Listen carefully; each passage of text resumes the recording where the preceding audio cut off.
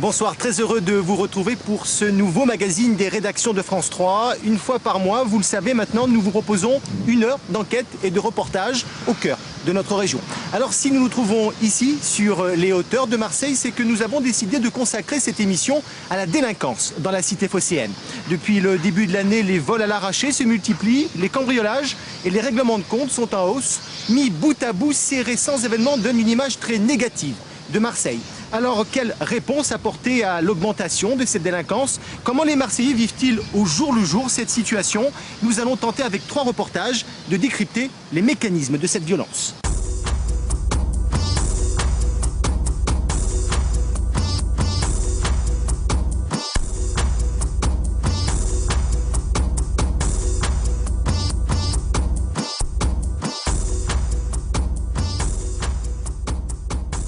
« 43 morts en 2 ans, 12 depuis le début de l'année. Marseille paie un lourd tribut à la violence urbaine. Certaines cités des quartiers nord sont d'ailleurs dans le collimateur de la justice. Alors pour tenter de comprendre et de décrypter cette violence endémique, nous avons passé plusieurs jours en compagnie des habitants de certains quartiers réputés sensibles de la ville. Plongé au cœur des cités marseillaises, c'est un reportage de Jean-Manuel Bertrand, Laurent Esnault et Christian Herrigots.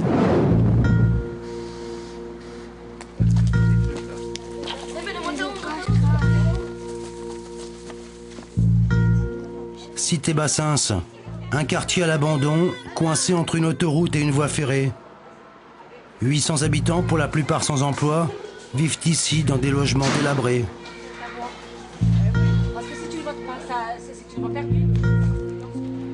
Farida Aïssat est une enfant de Bassins. Elle a grandi ici, au milieu de la misère et de l'insalubrité. Et elle connaît toute l'histoire du quartier. Avant qu'ils construisent ce mur, il y avait des grillages. Et donc les enfants, pour accéder de l'autre côté au champ, ils traversaient le chemin de fer. Il a fallu qu'il y ait eu 11 enfants qui meurent pour qu'ils puissent nous construire ce mur. Et il y a marqué quoi dessus, Farida? À la mémoire des 11 enfants de notre cité, victimes de l'incompréhension de la société, ils ont payé de leur vie. L'absence de ce mur de protection réclamé pendant 13 ans, cité Bassins, 7 novembre 1976. On n'a jamais protégé les enfants de cette cité. Jamais. La stratégie française.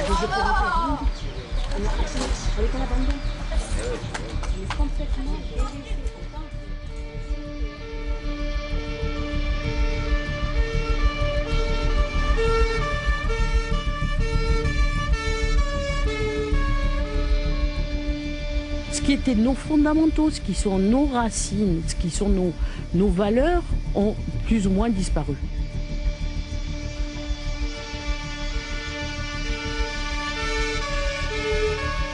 Où sont les institutions qui garantissent l'état de droit dans ce pays et dans ces quartiers?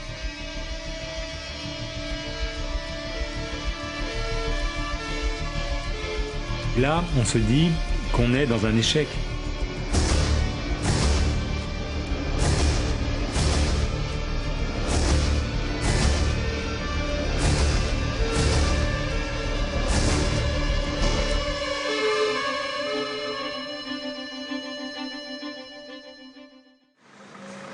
Le 2 mai dernier, un enfant, il avait à peine 13 ans, tente de cambrioler une pharmacie des quartiers nord avant d'être abattu dans le dos de 3 coups de 22 longs rifles par un voisin exaspéré. Nous sommes retournés à la Bricarde, le quartier où vivait le jeune Antoine, pour y rencontrer sa famille. Nous, ça nous touche à nous parce que c'est mon neveu. Voilà. C'est mon neveu. J'ai la peine, vous voyez, il n'y a pas de mots pour dire ce que je ressens. Mais ça peut arriver à tout le monde. Ça peut arriver à tout le monde. Et normalement, ça ne doit pas arriver. Dans le quartier, la tension est toujours vive. Celui qui est perdu, c'est mon neveu. Toute la famille. Des amis de la victime veulent aussi témoigner. Paroles d'habitants entre colère et désespoir. C'est inadmissible. Attendez, si on veut faire peur à quelqu'un, on tire dans la jambe. Il a fait une faute, mais... Oui, mais il ne faut pas tuer. Voilà. Attends. C'est pas lui, super. Non, non, il y a la police. Pour les gamins, il n'y a pas d'avenir, c'est foutu. Voilà. Leur avenir, vous savez c'est quoi? C'est y aller dealer, ou y aller guetter, faire le guetteur pour 50 €, pour gagner 40 € dans leur vie. Voilà. La prison, c'est ça l'avenir ici. Il n'y a pas d'avenir. Voilà. C'est tout ce que j'ai à vous Vous ne dire. conservez pas l'espoir. Il n'y a pas d'espoir. Vraiment désolé de vous dire ça, mais il n'y a pas d'espoir ici. Farida Aissat veut nous présenter les habitants de Bassens et surtout leurs conditions de vie déplorables dans cette cité. La cité, c'est plein de rats. Plein de rats. Exprimez-vous. Ben, il faut leur dire. Comment vous vivez ici, madame? Comme les chiens. On vit comme les chiens ici. Avec les poules, les rats, on a tout. Il y a tout ce qu'il faut ici. Il manque rien. On vit avec les rats, on n'a pas d'hygiène, on n'a rien. C'est une honte. Nous suivons cette famille dans son appartement. Un modeste 3 pièces, 5 personnes vivent ici sans aucun confort, pour un loyer mensuel de 400 €. La propreté de la cuisine, même de la salle à manger, c'est mon mari et mon beau-frère qui a fait la propreté. Ils ont mis les carrelages, ils ont tout peint, parce que c'était vraiment invitable. Et c'est invitable. De vivre dans des conditions pareilles actuellement, à l'heure d'aujourd'hui, c'est inadmissible. C'est inadmissible qu'au XXIe siècle, on puisse vivre dans des conditions pareilles. Et je pense que le problème, c'est pas qu'ici, ça doit être de partout. Un peu de partout, bien sûr. Rentre dedans. Dangereux, monsieur, vous savez.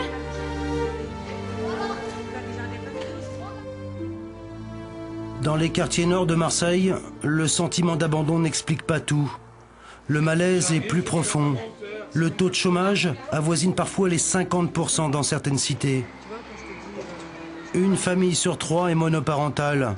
Certains quartiers sont devenus des déserts où la délinquance pousse comme une herbe folle. Les Égalades, l'une des plus grandes cités de la ville plantée au bord de l'autoroute Nord. 600 logements sociaux et près de 3000 habitants. Mohamed Siwani, 40 ans, est toujours resté dans le quartier. Mais aujourd'hui, il est désabusé. Maintenant, j'essaie d'avancer, mais j'ai l'impression que c'est pour rien en fait. On avance, mais en reculant. C'est la première fois que j'ai du mal à comprendre ça. D'habitude, on avance pour avancer, mais là, on avance pour reculer. Pourtant, cet habitant se bat au quotidien pour améliorer les conditions de vie aux Égalades. Il arrange les petits problèmes du quotidien, organise des sorties pour les minots, veut développer le sport dans la cité. Mais voilà, faute de moyens, son association est à bout de souffle. La vue qu'on a sur la mer après, tu vas la voir par rapport à la barrière blanche là. Et on a le château d'If en face, on a tout. C'est super vue et ceux qui habitent au 13e, encore mieux quoi. On est en plein cœur des quartiers nord. On a un clocher, on a des anciennes écuries, on avait un ancien château, on a des fontaines, on est pas mal lotis, Mais ce qu'il y a, c'est que on n'a pas les moyens d'améliorer les choses. C'est ce qui est bien dommage en fait. Il y a des gens, ils s'en sortent plus, la jeunesse, elle n'a plus d'avenir, donc les gens font comme ils peuvent. Après, ils s'en sortent avec les moyens du bord, comme on dit. Après, comme on dit, si c'est la guerre, c'est comme ça. On ne peut pas faire autrement. Les jeunes, ils sont au pied du mur, c'est-à-dire qu'ils n'ont pas de solution. Donc la seule solution, c'est de se débrouiller, rachid système. Donc voilà, après, c'est vraiment malheureux à dire, mais c'est comme ça. Après, quand on dit la police, pas la police, ben, fait son boulot et les jeunes, ils font ce qu'ils ont à faire. Puis voilà, c'est tout. Chacun, le trafic, il a toujours existé à Marseille. C'est pas maintenant que ça va changer. C'est pas en mettant un préfet en plus avec 200 policiers que ça va changer quelque chose au système. Hein. Ça, c'est que du blabla, ça. Ça, c'est parce qu'il arrive les élections. Dès qu'il passe les élections, il n'y a plus de gains. Le système, il reprend son cours. On verra pour les prochaines élections, c'est ainsi de suite. C'est malheureux, mais c'est comme ça. Campagne L'Évêque, une cité à risque. Difficile d'y filmer la nuit sans Kader Tigilt. C'est un travailleur social reconnu et apprécié dans les quartiers nord. Et entre 2 blocs d'immeubles, sa parole résonne dans la nuit comme un cri de révolte. Ici, il n'y aura pas de problème. Ici, voilà. Ici, aucun problème ici. Si aujourd'hui on se méfie des médias, c'est parce que l'état de droit nous a quittés. Il nous a quittés. La République n'a plus lieu aujourd'hui. Beaucoup ont dit on va réinstaurer les valeurs, les principes de la République dans les quartiers populaires. Mais aujourd'hui, ces valeurs, elles n'ont plus cours aujourd'hui. Où sont les institutions? Où sont-elles? Où sont les institutions qui garantissent l'état de droit dans ce pays et dans ces quartiers tellement fragilisés par cette crise? Où sont ces institutions? On ferme les bureaux de sécurité sociale, les bureaux de caisse d'allocation familiale, on ferme des commerces, on ferme tout ce qui peut légaliser, représenter la République et ses valeurs et ses symboles n'existe plus. Vous avez l'impression d'être abandonné aujourd'hui? On n'est pas abandonné, on est délaissé, on nous a lâchés. Dans les quartiers, c'est pire. C'est pire. On nous a laissé tomber.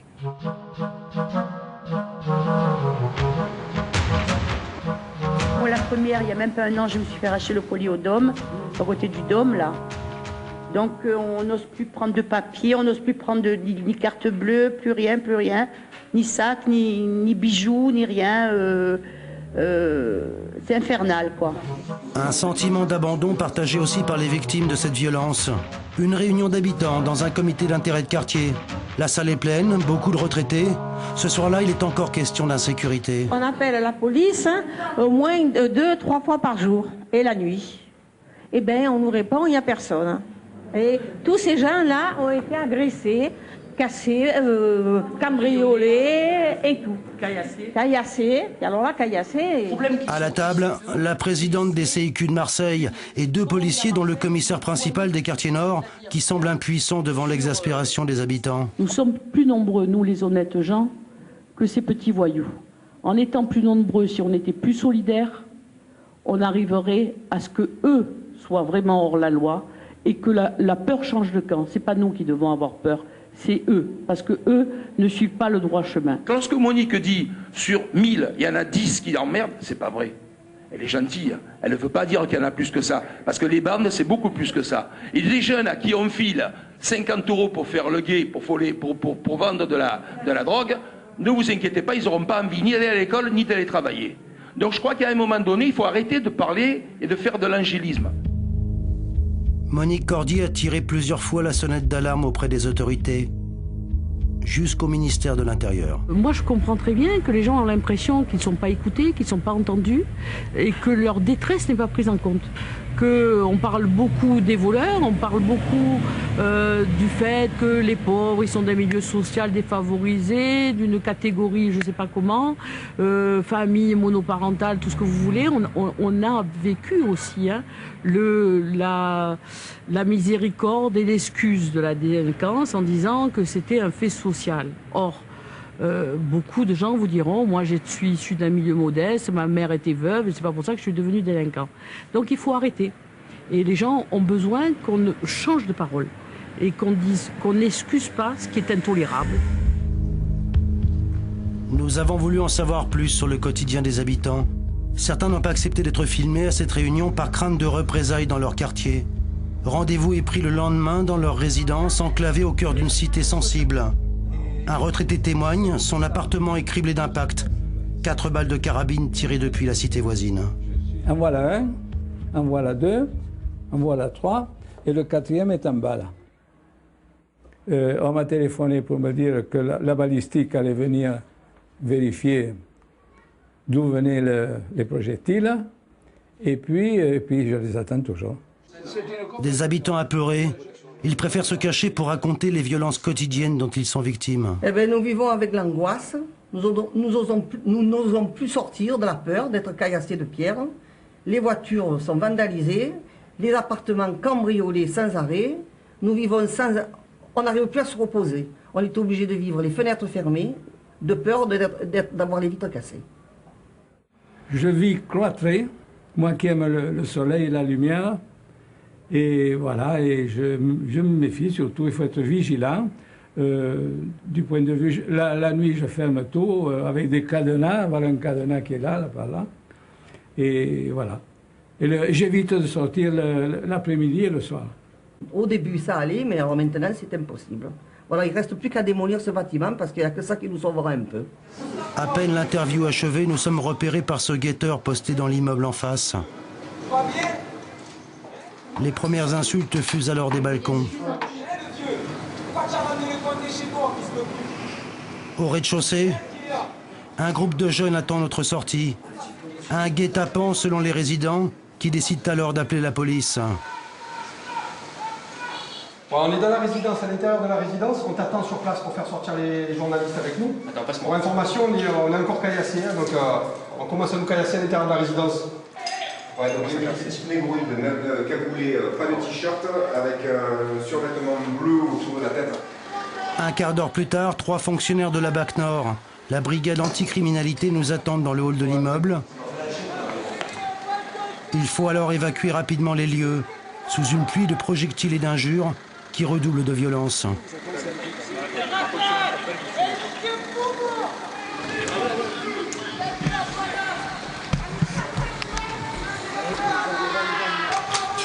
Bienvenue chez nous, hein. Bienvenue chez nous. Nous quittons la cité sous escorte, pendant que la police va procéder à des interpellations dans les étages. Ce jour-là, 3 mineurs seront arrêtés avant d'être déférés au parquet. Quand on interroge le procureur sur l'exaspération des habitants, il reconnaît à demi-mot l'impuissance des services judiciaires. En poste à Marseille depuis 3 ans, Jacques Dallest applique une politique pénale entre répression et prévention. En réalité, la justice a du mal à apporter des réponses concrètes aux victimes. La ville est très grande, la population est importante. On ne peut pas aller vers chaque personne qui a été victime d'une infraction et puis lui dire comment ça va. Moi, j'essaie de le faire à mon niveau, modestement, avec certains commerçants du centre-ville. Alors, je peux comprendre que, notamment dans les cités, l'idée est importante qu'on se sent abandonné. Mais on ne sera pas évidemment prêt auprès de chacune des victimes, qui peuvent être victimes de petits désagréments comme de vraies infractions lourdes. C'est toute la difficulté de notre mission. Pourtant, certains ont décidé de se prendre en charge, comme à l'Estac. Loin des clichés touristiques, ce quartier pittoresque est devenu aussi la cible d'une délinquance de plus en plus violente. Ayette Boudella a décidé de partir à la rencontre des commerçants victimes d'agressions. Elle leur apporte une écoute et surtout un soutien psychologique. Le regard que j'ai, c'est un sentiment total d'abandon de ces commerçants, de ces habitants qui ne peuvent pas forcément sortir en toute sécurité.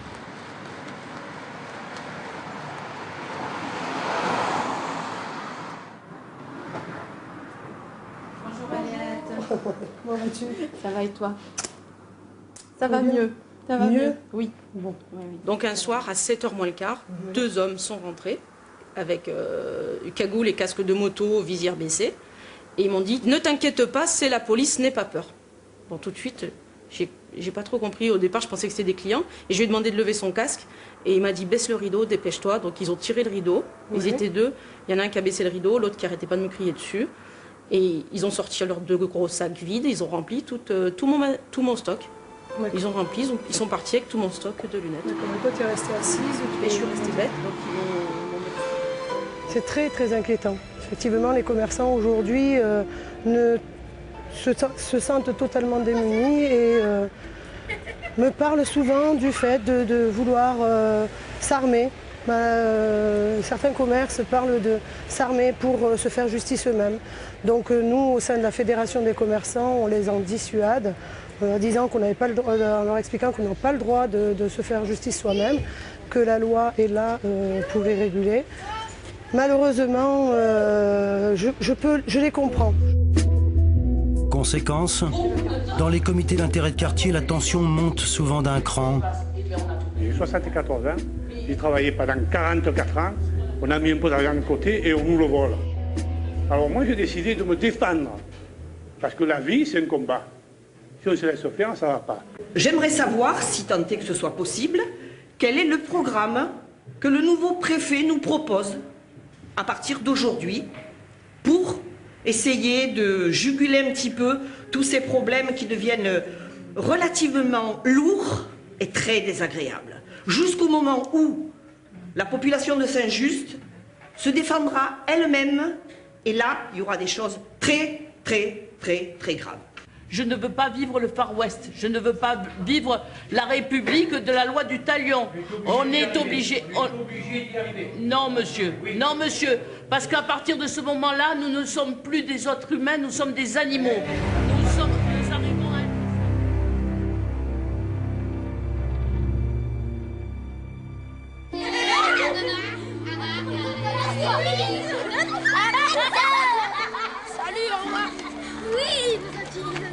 Cet homme n'a pas voulu appliquer la loi du talion, bien au contraire. Matargueil est directeur d'école dans la cité Calistée. Il est aussi conseiller d'arrondissement avec la sénatrice maire du secteur. Sa vie bascule en 2008, lorsque sa fille est victime d'un viol collectif après avoir été saoulée à mort par ses bourreaux. Malgré cette terrible épreuve, ce missionnaire croit toujours dans les vertus de l'éducation dans les quartiers sensibles. Chaque enfant qu'on tire de la délinquance, c'est quelque chose de gagné pour l'école et pour la société. Il y en a qu'on perd, mais c'est un peu comme les médecins. On est des urgentistes de l'éducation. Et quand le médecin urgentiste arrive devant une catastrophe, il y a des malades, des blessés qu'on peut sauver, il y a des gens qui agonisent et il y a d'autres qui sont morts. Les morts, on ne peut pas les récupérer, on ne peut pas les ranimer. Il y a dans l'éducation, dans le contexte éducatif, des enfants qui sont pratiquement irrécupérables. Je dis pratiquement puisque je donne toujours un espoir d'éducation et de récupération. Mais parfois, il y a d'autres urgences qui nous poussent à nous occuper des enfants qui pourraient s'en sortir. On les fait passer de l'autre côté et on essaie de récupérer. Voilà. Au fur et à mesure que ça avance, on gagne sur la délinquance et on gagne sur la violence. Mais ce n'est pas gagné d'avance, c'est un jeu, une bataille quotidienne.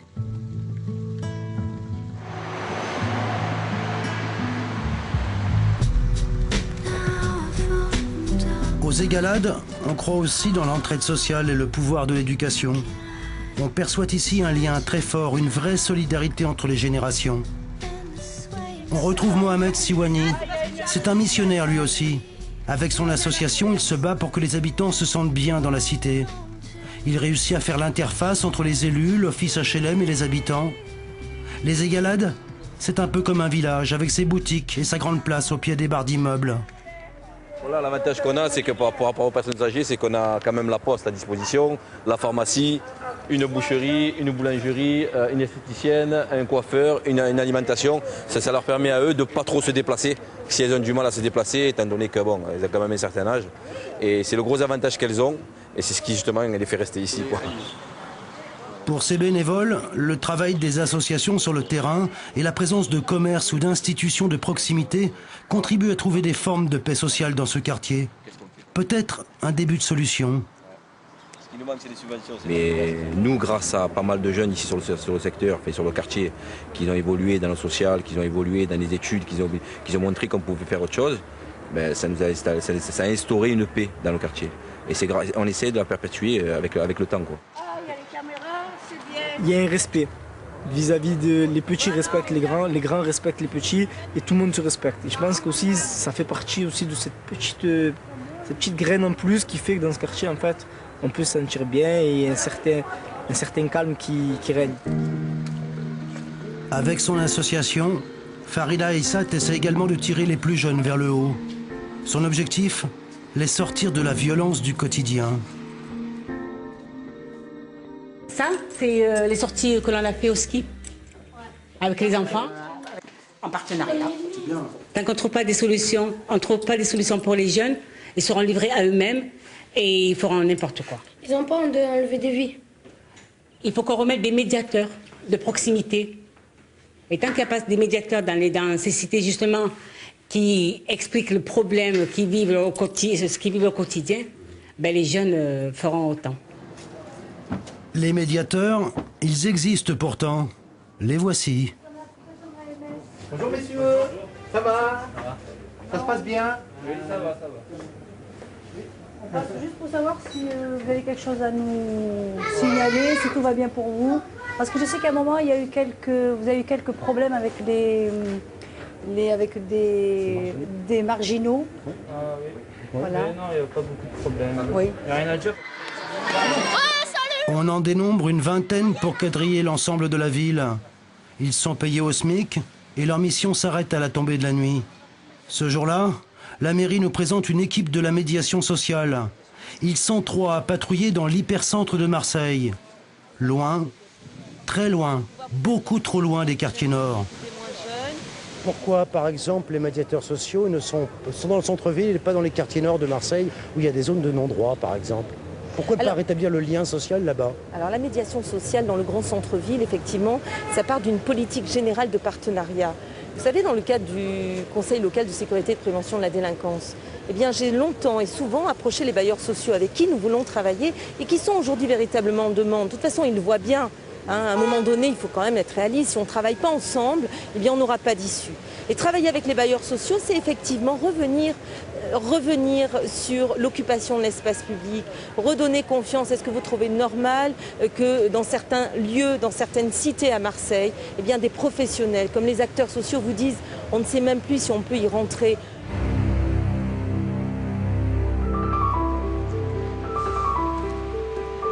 Je ne trouve pas de travail depuis un an. J'ai fait tous les boîtes d'intérim, j'ai fait beaucoup de sociétés, mais il n'y a pas de résultat. Parce qu'en fait, là, je sais, si je suis venue me plaindre à vous aujourd'hui, c'est qu'on n'en peut plus, c'est qu'on n'a plus de revenus. On n'a plus rien. Là, à partir de ce mois-ci, on vit avec 700 €. J'ai 2 enfants en bas âge. On n'en peut plus. Je veux travailler. Non, mais je comprends, je sais. Non.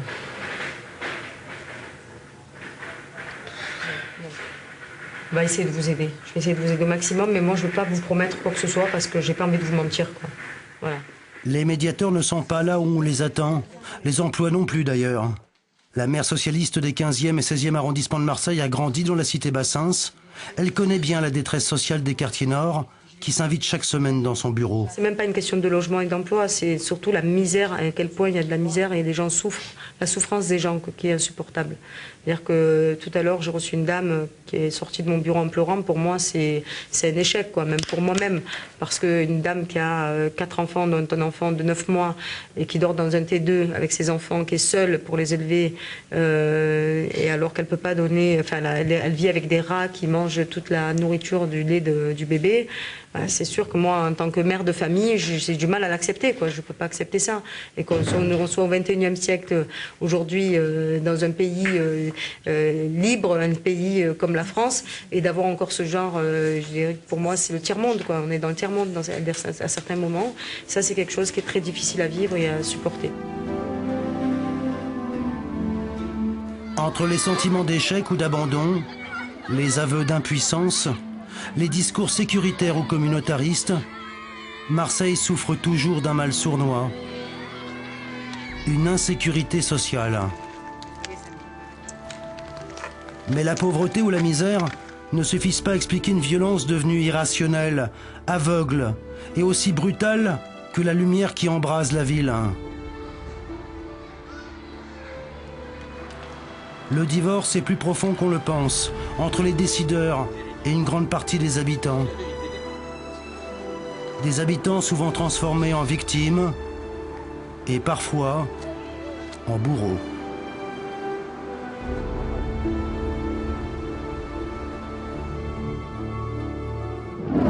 Laurent Mukili est avec nous, vous êtes sociologue, vous dirigez l'Observatoire régional de la délinquance à Aix-en-Provence depuis quelques mois. Alors à entendre les hommes politiques et les policiers, nous vivons dans une société plus violente qu'auparavant. Vous qui l'étudiez, cette délinquance, est-ce une réalité à Marseille ? Alors je dirais à la fois oui et non. Non d'abord parce que tous ces discours sur la société de plus en plus violente sont d'une amnésie incroyable quand on regarde le passé. Le fait que dans les siècles précédents et les décennies, même parfois, les choses étaient pires encore. Oui néanmoins, parce que derrière les moyennes nationales, il y a des effets locaux. Et incontestablement, Marseille est une ville difficile, qui a beaucoup de difficultés. Ce qui se mesure d'ailleurs très vite à quelques indicateurs. On peut quand même rappeler que le taux de chômage est très nettement supérieur à la moyenne nationale, en particulier chez les jeunes. On peut rappeler par ailleurs qu'un quart de la population marseillaise vit en ZUS, en zone urbaine sensible. Ce sont des indicateurs tout à fait importants et qui sont directement connectés au fait que, eh bien, à Marseille, on a un niveau de ce qu'on appelle la délinquance de voie publique chez les policiers qui est effectivement très fort. Alors on peut donner quelques exemples si vous voulez. Derrière les affaires les plus médiatisées qui vont être relatives à la criminalité organisée ou au trafic de drogue, etc., il faut savoir qu'en réalité, dans la statistique de police, le premier acte de délinquance le plus typique, c'est ce que les policiers appellent le vol à la roulotte, c'est-à-dire le vol dans la voiture, suivi par les vols simples dans la rue, suivi par les cambriolages ou encore les vols à la tire. Donc on va dire toute la petite et moyenne délinquance de voie publique. On a le sentiment que l'insécurité cristallise les angoisses des populations les plus âgées, mais qui est touché véritablement par cette délinquance ? Alors vous avez mille fois de raison de pointer le fait qu'il y a un décalage tout à fait évident, objectif, entre le sentiment d'insécurité et la réalité des risques Les personnes qui déclarent le plus avoir peur sont les personnes âgées. Or, ce sont par ailleurs dans les enquêtes celles qui sont le moins victimes d'agressions, de vols, etc. Bon. Inversement, ce sont davantage les jeunes qui sont plus victimes. Ce qui est lié en partie d'ailleurs en partie à leur mode de vie, les modes de vie nocturnes, etc. Bon. Donc il y a là un vrai décalage, ce qui veut dire que le sentiment d'insécurité est beaucoup plus en réalité un sentiment de vulnérabilité au cas où ça arriverait, et qui est lié à d'autres facteurs de vulnérabilité, individuels, physiques, mais d'autres qui sont sociaux aussi. La précarité renforce la vulnérabilité. Le fait d'habiter dans un quartier un peu dégradé, laissé à l'abandon, renforce également cela. Bref, on voit bien qu'il s'agit de tout un ensemble de peurs et de vulnérabilités qui débordent complètement le risque objectif d'être victime d'un acte de délinquance. Alors, les décisions politiques, les débats publics sont basés sur des statistiques. Peut-on faire confiance à ces statistiques ? Alors, oui et non, là aussi. Dans le détail, ça peut être intéressant. C'est pour ça que j'ai parlé tout à l'heure de choses très précises. Le vol dans les voitures, le cambriolage de sa maison principale, le vol à la tire. Bon, voilà. Ça peut être discuté, ça peut être intéressant. Par contre, lorsque, et malheureusement c'est très fréquent, sont lancés dans le débat public des chiffres comme la délinquance, comme une espèce de tout, ou la délinquance des mineurs, etc. Là, ça devient des espèces d'agrégats, des ensembles dans lesquels on a mis tellement de choses différentes qu'ils ne veulent malheureusement plus rien dire du tout en réalité. Affecter plus de policiers sur le terrain, cela fait-il baisser la délinquance? Difficile de répondre à cette question. En tous les cas, une chose est sûre, le quotidien de la brigade anticriminalité n'est pas de tout repos. Pendant 3 jours, nous avons suivi les policiers de la BAC Nord, des hommes et des femmes qui ont choisi d'exercer ce métier ici, à Marseille, et parfois dans des conditions difficiles. C'est une enquête signée François Bombard, Laurent Esnault et Christian Erigos.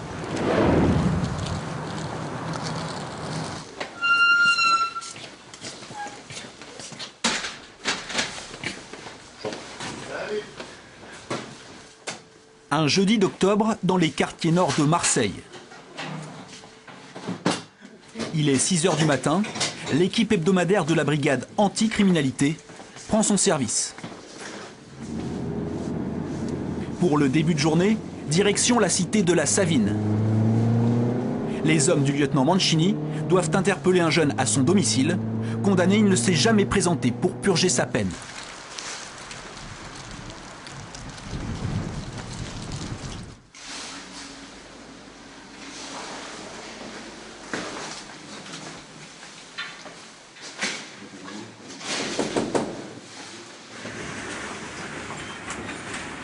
Bonjour monsieur. C'est la police, c'est la BAC Nord. Oui. Je veux savoir si Yacine était là. Des interpellations comme celle-là, parfois plus mouvementées, les policiers de la BAC Nord en réalisent chaque semaine. Leur champ d'action, 6 arrondissements de Marseille et Septème-les-Vallons. Un secteur qui regroupe 141 cités HLM, dont une vingtaine sont réputées très sensibles. Au commissariat de la division Nord, 71 fonctionnaires appartiennent à la brigade anticriminalité. La plupart ont choisi d'être là.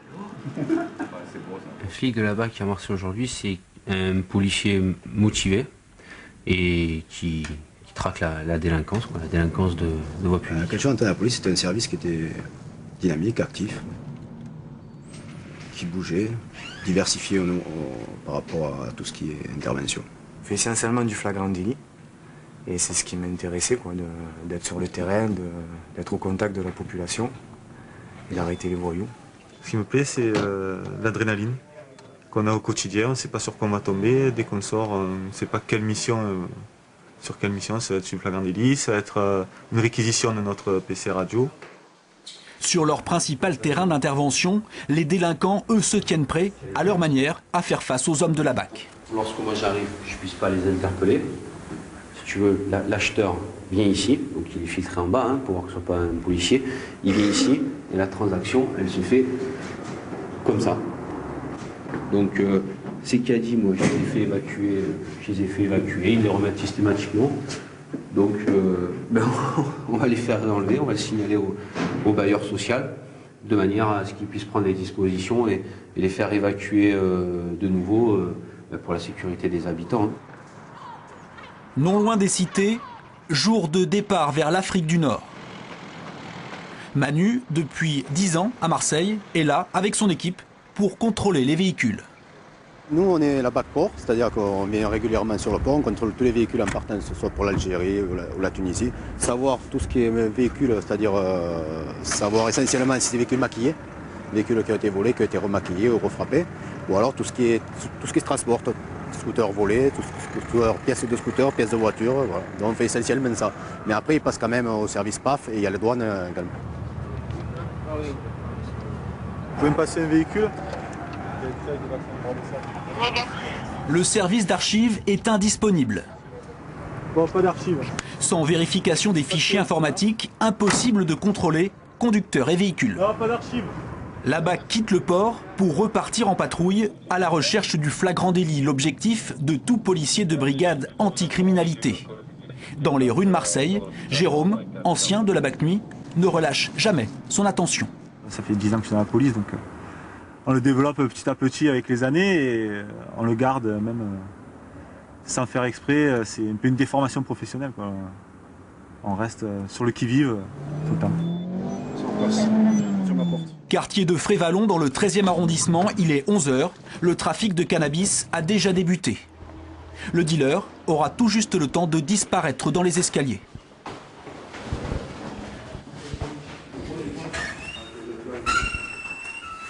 Ouais, il s'installe un peu partout. Ouais. Tu as nos véhicules, Ford Focus, Peugeot 308 gris, 308 bleu. Tac, tac, tu vois, ils mettent les... Toutes les voitures qu'on a, ils nous annoncent en bas. En fait, tu as vu le gars il nous a annoncé. Donc ça lui permet à lui d'aller se réfugier quelque part dans un appartement ou on ne sait pas où. Il n'a pas eu le temps de prendre sa sacoche, il ne devait pas l'avoir autour. Tu as vu, il a laissé des téléphones portables et tout. Bon, pour nous, ce sera une saisie sèche, sans l'individu, quoi. Ah, de la bœuf. Voilà, voilà. Si on enlevait les stupéfiants à Marseille, on aurait vraiment beaucoup moins de délinquance et beaucoup moins de travail. Donc on sent que ça tourne vraiment autour de ça. Après, il y a aussi des carjackings, on a des violences volontaires, on a bien sûr des vols-violences. Mais sur les quartiers nord sur Marseille, c'est vraiment le plus gros de la délinquance, ce sont les stupéfiants. On interpelle ou on contrôle des jeunes qui sur un trafic de stupes ont 150, 200 barrettes dans la poche et 1500, 2000 euros en liquide dans l'autre poche. Donc je pense et qui sont souvent très jeunes, le rapport à l'argent, d'entrée, il est biaisé pour cette frange de la population, il est biaisé. Donc peut-être c'est vraiment un des facteurs, à mon avis, qui les entraîne aussi là-dedans. Les policiers de la BAC Port sont en service du mardi au samedi de 6 h à 14 h. Après 10 ans dans la police, ils gagnent en moyenne 2000 euros par mois. Le prix d'un quotidien sur le terrain, vécu en équipe. Il faut une cohésion, c'est vraiment les quatre, il faut bien qu'on s'entende. S'il y en a un où il y a des tensions entre un ou deux fonctionnaires, il faut quitter le groupe, parce qu'on ne peut pas travailler comme ça. Tu vois, les mots doux pour la BAC, fuck la BAC. Avant de se retrouver à Marseille, tous ont débuté leur carrière en région parisienne. Ici, ils évoluent dans des cités implantées dans la ville. Dans la guerre contre les stupes, Christophe et ses collègues connaissent les principaux dealers et les croisent au quotidien. On discute avec eux, on leur pose des questions. Déjà, ça détend le contrôle, parce que généralement, quand les contrôles, ils sont souvent tendus. Et puis ça leur fait oublier en quelque sorte le contrôle, et comme ça fait que ça se passe mieux, quoi. Je trouve que la violence à Marseille est quand même 1 degré plus bas qu'en région parisienne. Justement, à cause de ces trafics de stupes qui tournent dans les cités. Et je pense que ceux qui dirigent les réseaux essayent de calmer un peu les jeunes pour ne pas attirer l'attention de la police sur la cité. Il y a moins, je pense, ce sentiment qu'on peut avoir à Paris d'être encloisonné, de ne pas avoir d'horizon. Ça reste quand même aéré. Enfin, j'appelle ça aéré parce que selon où on est, on voit la mer. Il n'y a pas que du béton aux alentours, il y a le climat aussi qui joue beaucoup, et sur la délinquance d'ailleurs, et sur le comportement des gens. Donc moi je fais vraiment une différence entre la criminalité marseillaise et la criminalité parisienne. Quartier de la Porte d'Aix, autre population et autre délinquance. En permanence, les policiers de la BAC doivent s'adapter aux particularismes de la cité phocéenne. Donc là, je viens de faire un fichier pour voir s'ils sont en situation irrégulière et s'ils ont une fiche de recherche sur le territoire français. Donc là, tout est en règle, c'est parfait. On leur rend leur papier, ils vont repartir. Voilà. Merci. Au revoir. Il y a l'intuition, il y a aussi la connaissance du terrain. Il faut être dehors, il faut connaître le terrain, il faut connaître les quartiers, il faut connaître les gens, il faut connaître les populations pour lorsqu'on a un signalement, on sait vers quel quartier ou vers quelle cité on va se diriger généralement en fonction du signalement de l'individu et des premiers témoignages qu'on a lorsqu'il y a un vol à rage qui vient de se commettre ou un vol violence. Là en l'occurrence c'est les ventes de cigarettes, donc on sait que ça se passe ici essentiellement.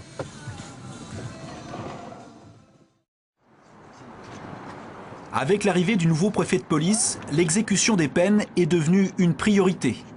Les équipes de BAC doivent donc interpeller les personnes condamnées avec une difficulté, retrouver l'adresse de la personne recherchée.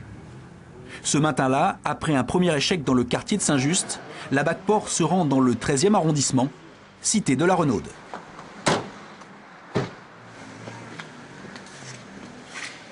Il doit 4 mois de prison. Voilà. Et il ne s'est pas présenté, donc on vient le chercher. Là, on est au bâtiment Bravo 4, apparemment, donc le Bravo 1, ça doit être en bas à gauche.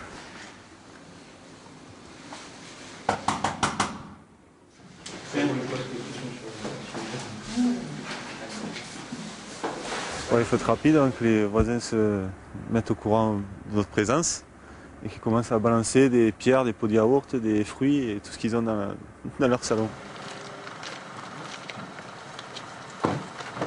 La plus grosse difficulté pour un policier de BAC à Marseille, je pense que là où il court le plus de danger, c'est lorsqu'il est en interpellation dans une cité. Généralement, le problème peut venir de l'interpellant lui-même, mais du regroupement qui peut se faire autour et de ce qui peut tomber des toits. Parce que c'est vrai qu'à Marseille, le jet de projectiles, alors à d'autres endroits aussi, mais les jets de projectiles ici, c'est quand même très fréquent. Sur les polices secours, sur les BAC aussi, sur tous les véhicules sérigraphiés. Face au risque, chaque policier de la BAC possède une arme. Son utilisation reste toutefois exceptionnelle.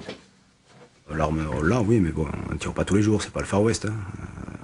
Moi, l'arme, je l'ai utilisée une fois, c'était en région parisienne, sur un véhicule qui m'a foncé dessus, donc j'ai utilisé mon arme en cas de légitime défense, une fois. Voilà, c'est tout. Je m'en suis jamais servi sur la voie publique et j'espère jamais avoir à m'en servir. Parce que si je m'en sers, ça voudra dire que ma vie ou la vie de mes collègues est en danger. Et si on peut l'éviter, ça... Voilà, si j'ai à jamais me servir de mon arme en service, je serais vraiment content. On a actuellement 2 équipages qui font 2 escortes d'individus dans des bombettes en direction du crâne. Dans les rues de la ville, les équipes sont parfois appelées à intervenir très rapidement. Un autre facteur risque que les policiers sont amenés à gérer. Ça fait partie intégrante du métier. C'est-à-dire que, oui, en voiture notamment, on est souvent, quand on fait des courses-poursuites, tout ça, on est sur le fil. Parce que d'un côté, on a la personne qu'on doit interpeller, mais d'un autre côté, on prend des risques, mais il faut qu'ils soient calculés. Si on voit que ça engendre trop de problèmes et qu'il commence à prendre un tour de risque qui met la vie de l'individu, du public en danger ou quoi, à ce moment-là, on va cesser la progression, tant pis. On va perdre un individu, après on fera des recherches derrière, on essaiera de travailler autrement.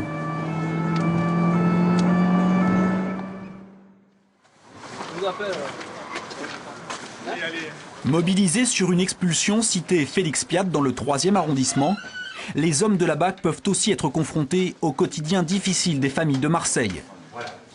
Les proches des fonctionnaires doivent eux accepter leur vie de policier.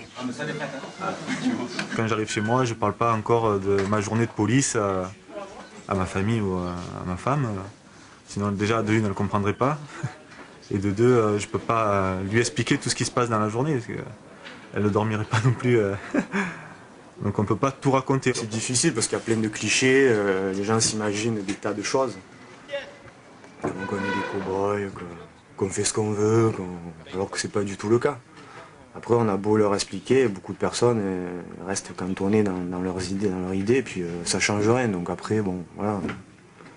C'est pareil, en rentrant dans la police, on sait pertinemment à quoi s'attendre. Donc le tout c'est d'y être préparé. Et puis s'il y a des personnes des collègues qui n'arrivent pas à s'y faire, ils sont libres de démissionner. Hein. Non mais moi je fais pas le fractionné. L'an dernier, la BAC Nord a procédé à 2500 interpellations dans la cité phocéenne. Désormais, ces fonctionnaires de police ne peuvent rester dans ce service que 9 années au maximum. Après, ils devront choisir une nouvelle affectation à Marseille ou ailleurs. Alain Gardère, préfet délégué à la sécurité et à la défense en région PACA, nous a rejoint dans la cour de l'évêché. L'évêché, lieu emblématique des services de police. Alors Alain Gardère, vous êtes le 3e préfet nommé en 2 ans. On a le sentiment que les préfets se succèdent et que pourtant parfois rien ne change. Et dire que rien ne change, c'est à mon avis très péjoratif pour cette ville qui mérite mieux que ce que l'on en dit. Cette ville est la 2e ville du pays et en matière de sécurité, sans doute que des choses peuvent être améliorées et c'est déjà un peu le cas. Et d'autres, sans doute, ont déjà été sincèrement très bien réalisées. Et enfin, je pense qu'il y a des sujets sur lesquels on peut encore améliorer les performances. Alors, vous avez été nommé ici pour redresser la situation, mais toutes ces difficultés ne sont-elles pas liées à un paramètre que l'on oublie souvent et qui est que Marseille est avant tout une ville pauvre? Alors, associer la pauvreté à la délinquance, c'est là, à mon avis, une fausse piste. Il y a des endroits de France qui sont sans doute plus pauvres que Marseille et où il n'y a pas forcément de lien avec la délinquance, monsieur. Et donc, à Marseille, il y a des problématiques qui sont liées à des actes de délinquance parce que des individus se livrent de manière volontaire à la délinquance pour gagner de l'argent facilement sans faire trop d'efforts. Et il y a d'autres moyens que de gagner de l'argent. Je veux par exemple parler des vols à l'arraché de colliers dans le centre-ville de Marseille sur des personnes âgées. C'est facile, c'est lâche et c'est odieux. Mais ça se combat. Et lorsqu'on met en place un dispositif comme celui que j'ai mis en place depuis mon arrivée, avec des policiers aguerris aux techniques d'interpellation, avec des policiers aguerris aux techniques d'enquête pour faire diminuer les vols à l'arraché de manière sérielle, eh bien on arrête ces individus et ils vont en prison. D'autre part, monsieur, lorsque vous avez des individus qui sont condamnés à des peines d'emprisonnement et qui ne sont pas encore allés en prison exécuter leur peine, eh bien depuis mon arrivée, j'ai créé un groupe spécifique pour aller interpeller et depuis un mois, nous avons interpellé une 40aine d'individus qui sont tous allés en prison. Ça fait autant d'individus qui sont des délinquants professionnels qui ne sont plus sur la voie publique. Alors justement, vous parliez des vols à l'arraché. Est-ce qu'il existe à Marseille une industrie locale de voleurs, une sorte de délinquance marseillaise organisée? Mais pas du tout. Cette problématique de l'arrachage des colliers existe dans d'autres villes. J'ai eu des précédentes fonctions à Paris en particulier. Il y a des arrondissements parisiens où la communauté chinoise était particulièrement victime de ce type d'acte de délinquance qui consiste à voler de l'or pour aller le revendre à des receleurs.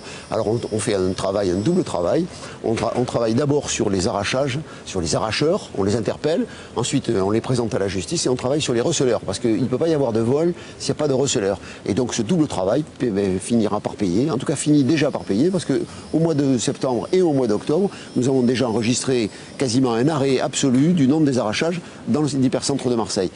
La délinquance se déplace, mais petit à petit, eh bien, nous allons gagner ce combat comme ça se gagne ailleurs. Alors beaucoup d'habitants, d'acteurs sociaux dans les quartiers nord de Marseille ont accueilli votre arrivée avec scepticisme. Comment vous, Alain Gardère, préfet de police, allez-vous les rassurer? Comment les convaincre que vous allez changer la situation? Rassurer les gens, c'est aussi effectivement mon travail, mais ça se fait en faisant d'abord des actions qui ont déjà été entreprises, comme je vous l'ai dit. Je vous ai cité 2-3 exemples, il y en a d'autres. J'ai contribué à améliorer le nombre de patrouilles dans le centre-ville. J'ai modifié le plan de sécurisation renforcé. Je suis allé voir dans le 3e arrondissement des gens de la cité Félix-Piat. Nous avons arrêté des individus condamnés à des peines d'emprisonnement. Tout ça sont des choses qui ont déjà été faites, qui sont de nature à rassurer la population. Et chaque fois que nécessaire, comme aujourd'hui encore, je me déplacerai pour aller voir les gens. Et enfin, et c'est pas le moins important, vous avez le quartier de Noailles, qui était un quartier quand même où manifestement les gens ne se sentaient pas en sécurité, où il y avait beaucoup de vendeurs à la sauvette, où il y avait beaucoup d'individus, peut-être même des receleurs d'or, qui traînaient dans le quartier. Eh bien, des opérations hebdomadaires, bi-hebdomadaires ont permis de faire en sorte que ce quartier retrouve de la sérénité et que des touristes y reviennent. Et enfin, et j'en terminerai avec ça, l'implantation de la vidéoprotection dans la ville de Marseille, où actuellement malheureusement il y a trop peu de caméras, permettra sans doute de mettre un dispositif très cohérent dans la restauration de la sécurité dans le centre et dans la ville de Marseille.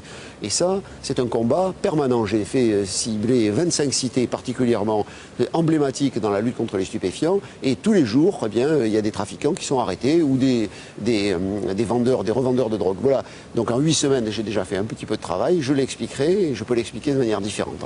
Y a-t-il assez de policiers dans les rues de Marseille? Alors ce débat, je l'ai complètement arrêté. Il n'y a pas de débat sur ce sujet. À Marseille, vous avez plus de 3100 policiers de sécurité publique, mais il n'y a pas que la sécurité publique qui travaille.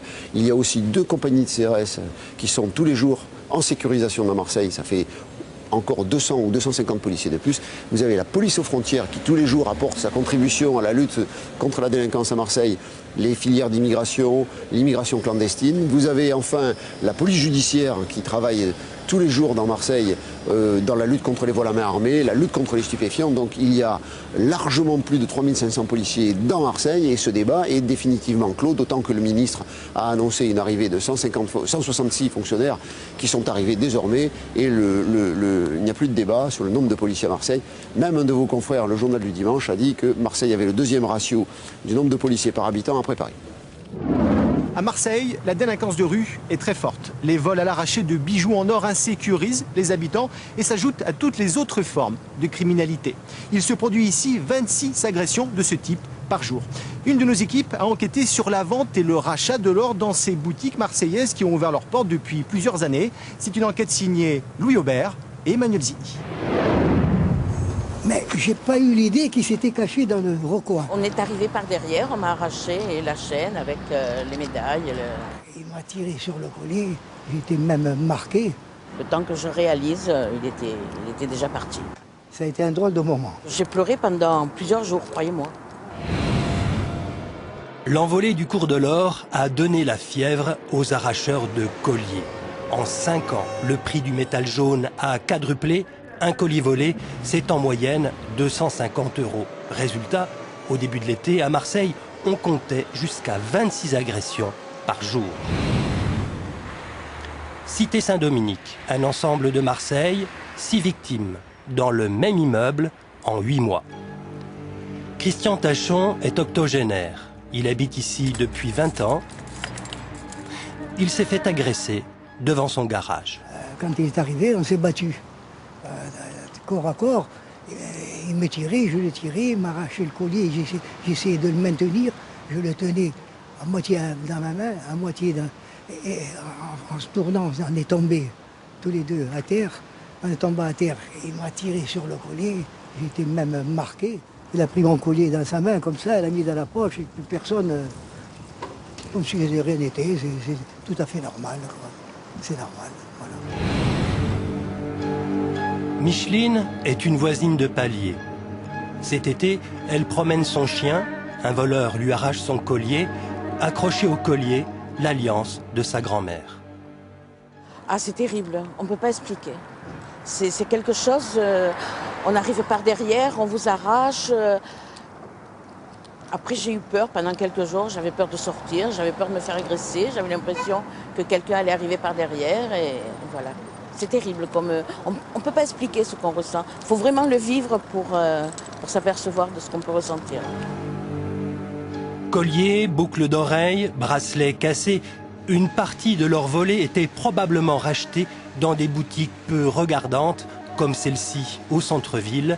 Les propriétaires ont été mis en examen pour recel.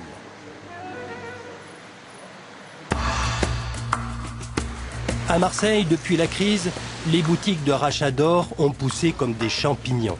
Il en existe une trentaine. La conjoncture économique n'est pas bonne. Vendre de l'or, c'est facile. Merci, au revoir. Les clients sont nombreux. Je suis venu un peu vendre de l'or pour me faire un peu de sous, en attendant de trouver un travail. C'est un moyen de subvenir à mes besoins. C'est un moyen pratique, on va dire. C'est de l'argent un peu facile. Bonjour madame, votre pièce d'identité s'il vous plaît. Merci. Depuis le 1er août, la loi a changé. Pour vendre son or, il faut montrer patte blanche. Les versements ne se font plus en liquide, mais par chèque. 55,42. Alors votre passeport, le chèque, votre facture.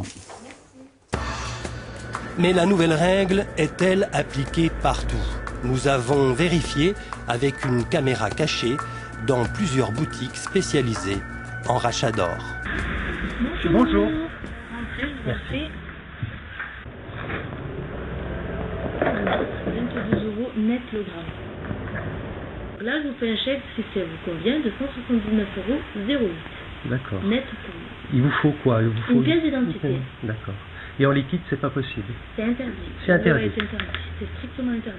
Parce qu'il y en a qui payent en espèces. Bien sûr, il y en a qui payent en espèces, mais c'est illégal. Donc ça veut dire les gens qui payent en espèces ne déclarent pas. Forcément. Et oui, et puis ça peut être des bijoux volés, non? Tout à fait, alors que nous, tout est tracé. Tout est tracé. Quand vous vendez de l'or, votre nom est relevé dans un livre de police. Mais ce livre est propre à chaque boutique et voilà la faille. Il n'existe pas de fichier national croisé pour détecter des ventes régulières dans différents lieux sous une même identité. Ce système existe pourtant pour les organismes de change. C'est le système Tracfin, un fichier utilisé pour lutter contre le blanchiment d'argent. Ça oblige la clientèle non seulement à donner son identité, à la refournir à chaque présentation, et ça nous permet à nous d'avoir un cumul d'opérations. C'est sûr que dans le marché de l'or, quelqu'un qui vend des bijoux, il peut venir une fois, deux fois, trois fois, mais si c'est répétitif, là, ça devient très suspect. Ça permet avec ce registre-là de remonter à l'intégralité de toutes les opérations qu'il a faites. Ce registre est transmis aux autorités de Tracfin, qui après, elles, peuvent diligenter une enquête.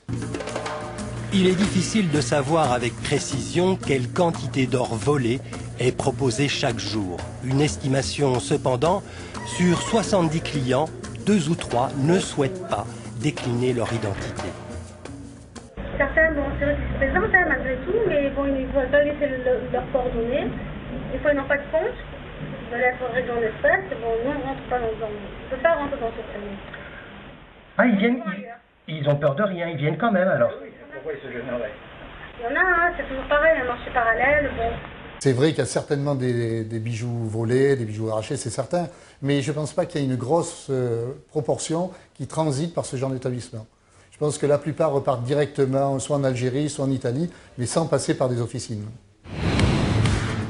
Présence policière plus importante, contrôle régulier des boutiques de rachat d'or, paiement par chèque, mais aussi effet de saison.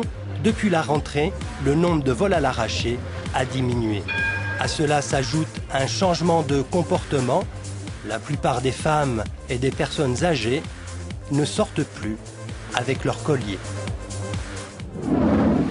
Valérie Boyer, députée UMP, est avec nous. Merci de participer à cette émission. Alors, vous avez déposé en août dernier une proposition de loi visant à réglementer le commerce de l'or ainsi que la publicité qui en est faite. Pourquoi vos amendements n'ont-ils pas été adoptés par les députés? Moi, je souhaitais des choses simples. La première chose, pour protéger les particuliers. La première chose, c'est que les conditions de transaction du rachat d'or fassent l'objet d'un contrat. Que ce contrat, il puisse permettre aux particuliers d'avoir un délai de rétractation de quelques jours, comme quand on achète par correspondance. Qu'au moment où la personne souhaite faire cette transaction, on lui dise à quel taux et à quel cours on va lui reprendre ses bijoux en or, et que tout ça soit fait de façon transparente et déclarée. Alors, depuis le 1er août, les transactions liquides sont interdites. Tout à fait. Mais la publicité pour la vente à distance, elle, continue. C'est tout à fait légal aujourd'hui de faire de la publicité pour la vente à distance. Néanmoins, pour le rachat d'or, je pense qu'elle devrait être mieux encadrée. Pourquoi? Pour plusieurs raisons. La première raison, c'est qu'aujourd'hui, quand cette publicité est faite par des sociétés qui ne sont pas basées en France, mais dans des paradis fiscaux, eh bien, on perd la taxe de 8% sur la transaction. Donc, à l'heure où on rencontre beaucoup de difficultés économiques, c'est quand même dommage. Deuxièmement, parce que le particulier ne sait pas à quel taux et dans quelles conditions on va lui racheter ses biens. Troisièmement, il les retrouve, quand il n'est plus d'accord sur la transaction, totalement détruit et abîmé. Et il n'est pas informé de tout ça lorsqu'il a cette publicité à la télévision ou dans les gratuits ou même dans la rue. Il ne faut pas oublier qu'en France, on a une mine d'or. Cette mine d'or, elle est dans les tiroirs et dans les coffres à bijoux des Français.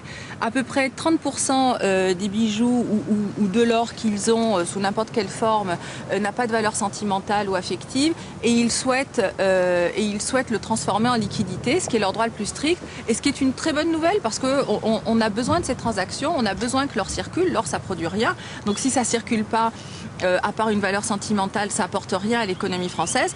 Et aujourd'hui, il faut que les particuliers soient rassurés sur les conditions de rachat de leurs biens pour que ces transactions puissent se faire et que tout le monde soit gagnant.